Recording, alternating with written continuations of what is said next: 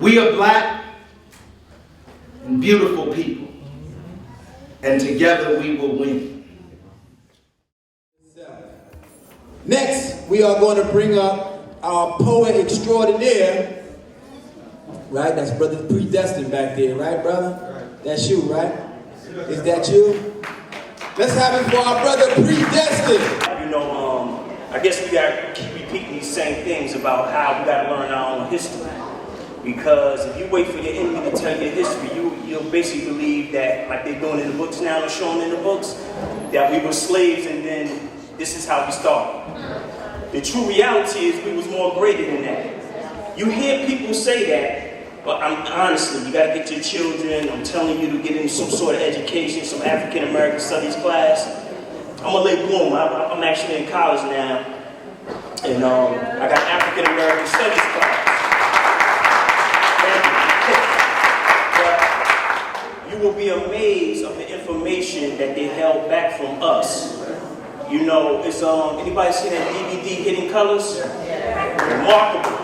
If y'all don't, I'm telling you right now, everybody should find a way to get that when you leave here. You will love it. One of the key things that they mentioned in Hidden Colors was, he said that after the Civil War, that the Vatican put out an edict to remove all black history from the books.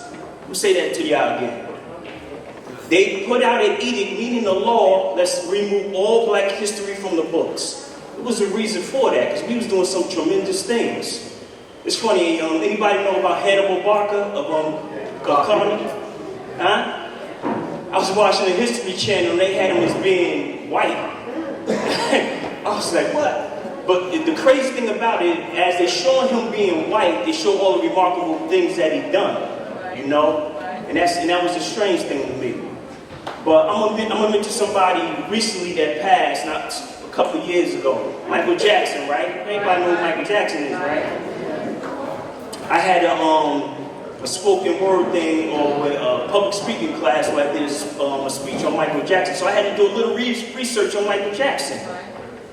And one of the things that they said was, they said he was broke, he was crazy, right? Y'all remember this, right? I went on YouTube maybe like 6 months ago, and they had, man, what's the brother name? Very active older brother. He was a comic. He was a Dick Gregory. There you go. Dick had a conversation with Michael, and he said, Mike, what is this they saying about you that you broke? He said, so Mike went somewhere and got some paperwork, and he showed him paperwork where Michael had $7 billion of liquid cash in Swiss banks. I was like, wow.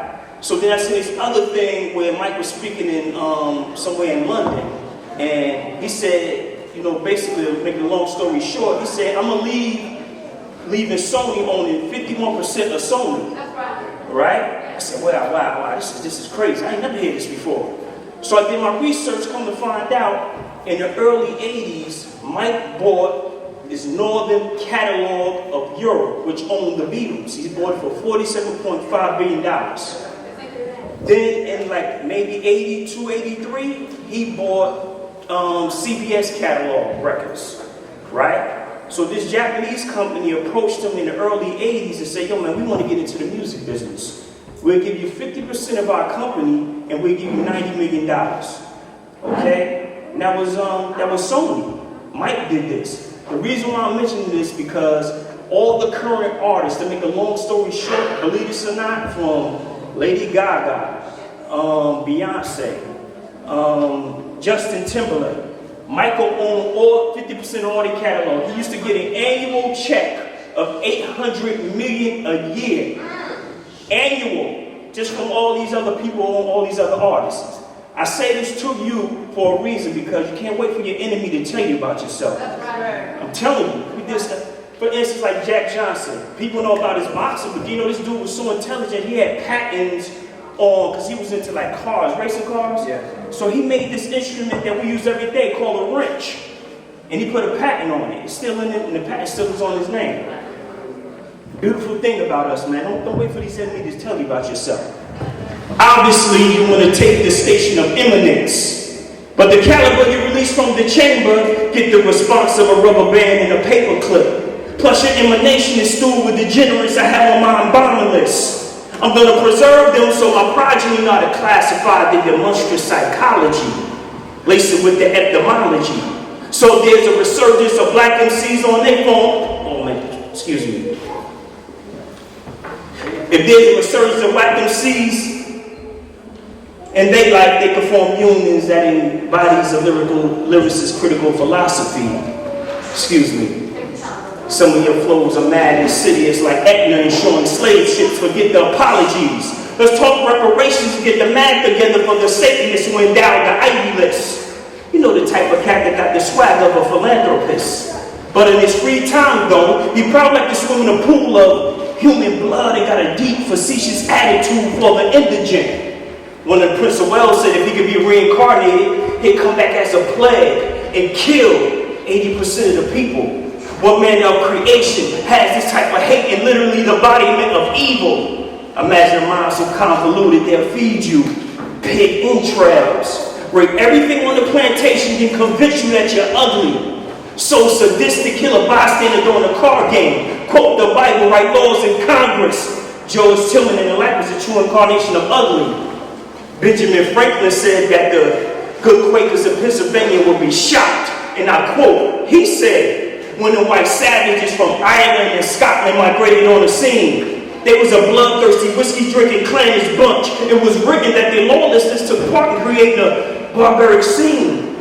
It was said when they used to wrestle each other, they used to bite each other ears and nose off, scratch each other's eyes out. They call it the rough and tumble. This was their place for it. The upper class was a little different.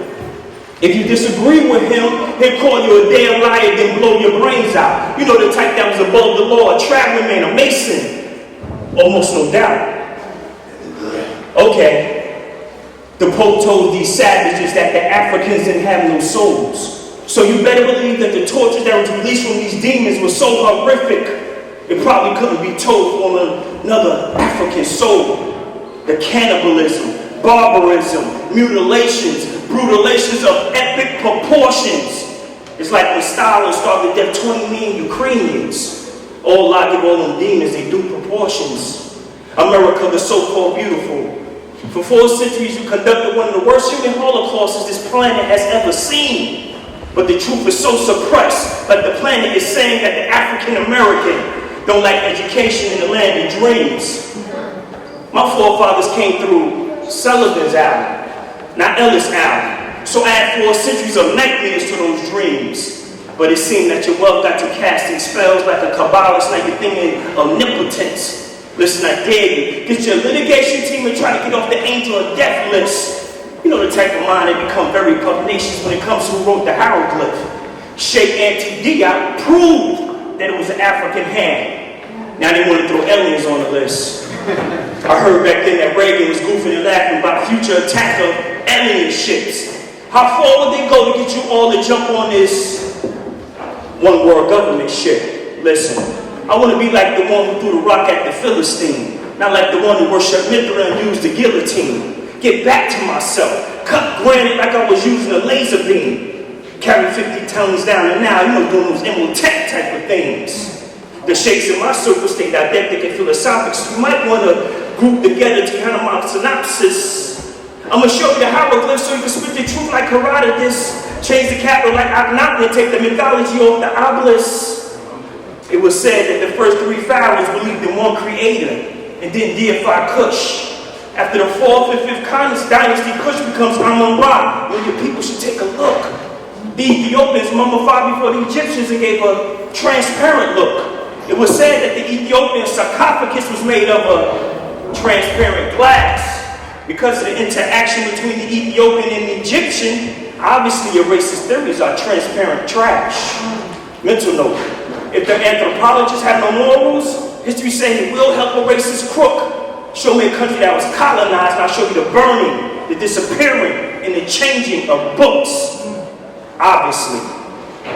Thank you.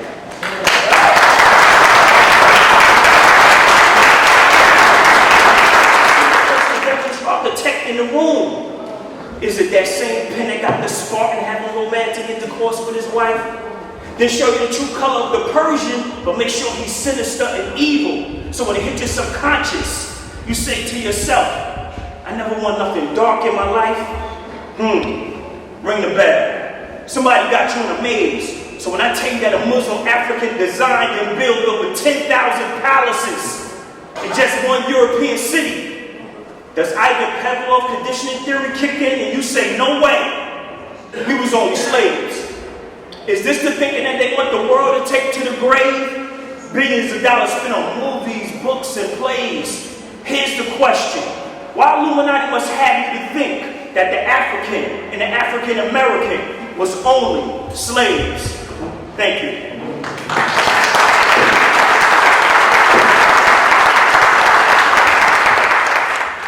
We are black and beautiful people, and together we will win.